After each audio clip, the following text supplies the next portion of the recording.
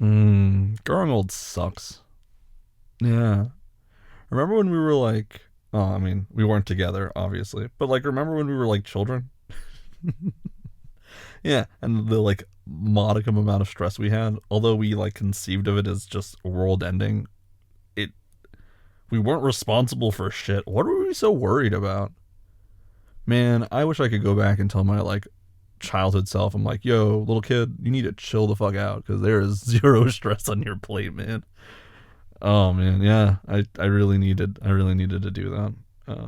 Yeah, I don't know why I was such a fucking nervous wreck when I was a kid. I don't know what I had to worry about. I have no idea. Yeah, by the relativism of now, I'm just like, dude, you had it so easy. Yeah, that's life though, isn't it? Oh god. No, I wouldn't do that to our kids at least. No, no, no, no, no, no. I would never do that. They're allowed that they could think their life is incredibly stressful despite the fact that they have no stress. I mean, I would hope that they wouldn't be stressed out at all, but if they're my kids, they're probably going to be like stressing about mundane small nonsense. Yeah. Mm. Neurotic isn't the word I would use, but sure. Oh, you okay? Ugh, yeah, I gotta go to work in a little bit. I'm working, I think, 8 to like 2 in the morning today. Well, I guess till tomorrow. I know. Hey, I'm not gonna be working nights forever. Yes, baby, I miss that so much. All I want to do is go to bed at the same time as you. Like, I want us to both be in bed together and then go to sleep together. I hate the fact that I come home and you're either A, awake, being like, I'm waiting for you, which is the cutest thing, and I feel so guilty, or you're just like passed out, and I'm like, oh.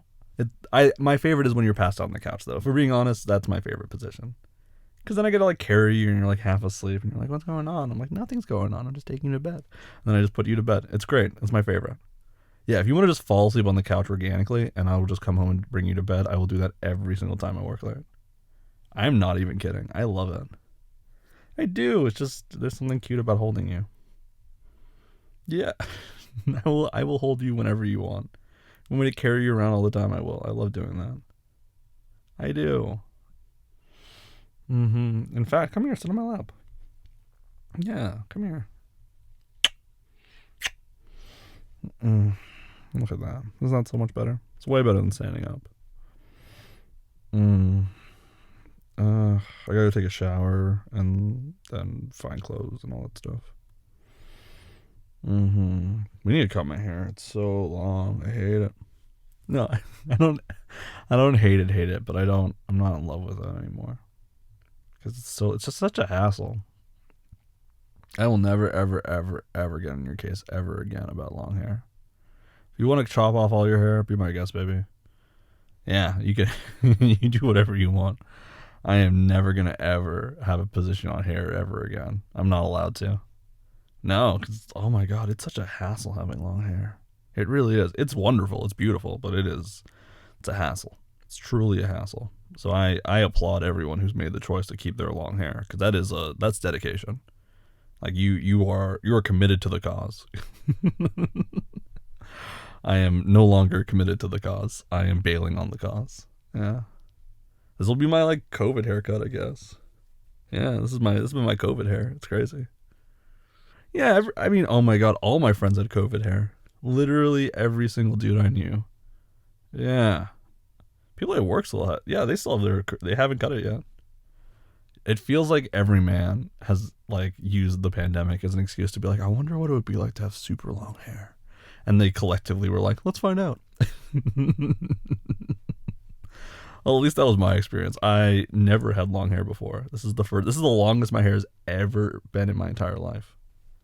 Yes, from the moment I've been born to this moment right now, my hair has never been longer than this. Oh, well, in high school, we weren't allowed to have our hair long at all. Like, if your hair was touching your collar, they would just shave it. Like, they would literally shave your head. Yes. I'm not even kidding. They would just be like, oh, you're in violation, too. And they would shave it off. Oh, man, it was brutal. Girls with long skirts, if your skirt wasn't long enough, they'd make you change into pants. Like, it was rough stuff. Rough stuff. Yeah, so I could just never have my hair long. Also beards too. They'd shave your beard if you had like, yeah, if you had any kind of beard action at all, they would just be like, nope. And you go to the principal's office, and the principal would just use an electric razor and go whoop whoop whoop, and then there it is. Yeah, I don't think they could do any of that shit now to kids. I don't like if. Could you imagine? We would lose our shit. Like if our kid, if they're like, oh yeah, the principal shaved my head today, we would just go ballistic. We'd be like, oh, we're calling the school. We're calling the school right now. Like, yeah. Could you imagine? I don't know. Yeah, I don't know. Kids didn't have rights before. Yeah, yeah. It's true. Yeah, we grew up in a time when like there was a point in time where nobody gave a shit about what kids thought or like anything about kids. They're like, yeah, they're fine, you know? Yeah. I think it's good. I'm glad people are like listening to children now and being like, yeah, you know what, their thoughts and feelings are valid. Because it wasn't the case before. They're like, oh my god, shut up, kid. Whatever you're saying doesn't matter. You're a child. But now they're like, oh, tell me more about what's going on. And it's like very like, yeah, it's like kind and empathetic. And that's why there's so many. Yeah, that's why this generation of kids are just wonderful. You know, they're just like all kind, wonderful humans who are like accepting and like sweet. Yeah, that's what I hope we like. If we have kids, I hope we raise that. Mm-hmm. Just like a kind, wonderful, empathetic, accepting child. That's all I'd want. I mean, it does. It does start there. It starts with people being like, "Hey, I acknowledge you, small child. You are a person." I know it is stressful. Thinking about kids is stress. I know. I'm sorry. I know it stresses you out. I know. I know it's a big debate, baby. I don't want to pressure you. I don't want to pressure you one way or the other. Because it's your body. At the end of the day, this is your. It's yeah, it's your choice. Whether you want to have kids, you don't want to have kids. It's on you. It's a big commitment. It's a forever commitment. You know, like getting a dog is like a it's a 10, 15 year commitment. Having a child, that is we're committing to each other forever for the rest of our life, and then yeah. So I get it. I get why like being like, oh, do I want to have a okay. Well, I know, but that all right. Well, if that's not the part of it, then what's worrying you? I get that. Yeah. The world's a complicated place right now. It is. I'm not gonna sugarcoat it. I'm not gonna be like, yeah, no, obviously there's always like, yeah, no, the world's hard right now. It's hard. And like it is scary to think like, oh, okay, we're gonna make something in a world where we feel so uncertain. Like that seems like I know it does kind of feel a little crazy. But then yeah, you're like the flip side. You're like, but like, what? How magical would it be to have something and like make something? Yeah. I know it's a back. Well, I didn't bring it up to be like, oh yeah, we got to talk about it today or make a decision today, or yeah, no, baby. When I bring up kids, it's never to be like, oh, well, we got to make a choice. It's just because I'm just, we're just talking about it. Yeah, I never want to feel like I never want to pressure you or make you feel like this is something we need to have. We can be completely happy. We can spend the rest of our lives completely happy without kids.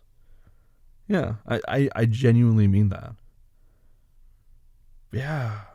Because like I'm not in this relationship for like hypotheticals, like well kids can be a hypothetical,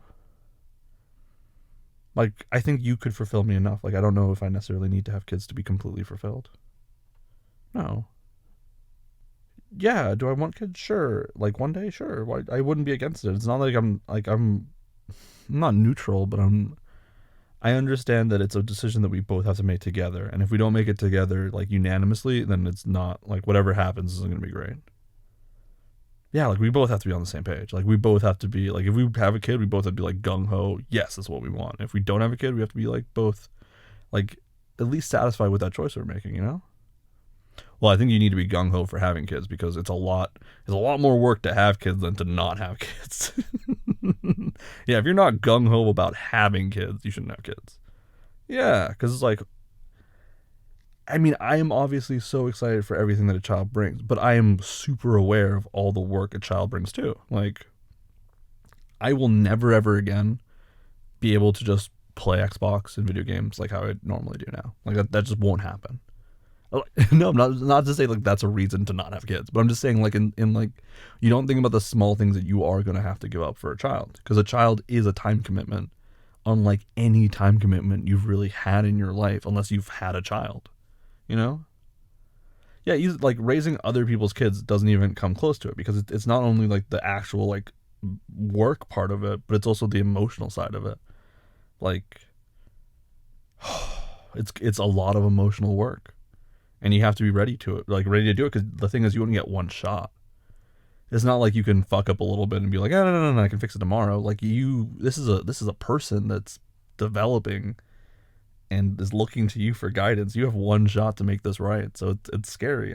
I'm scared about it. I'm like, holy shit, am I gonna be a good dad?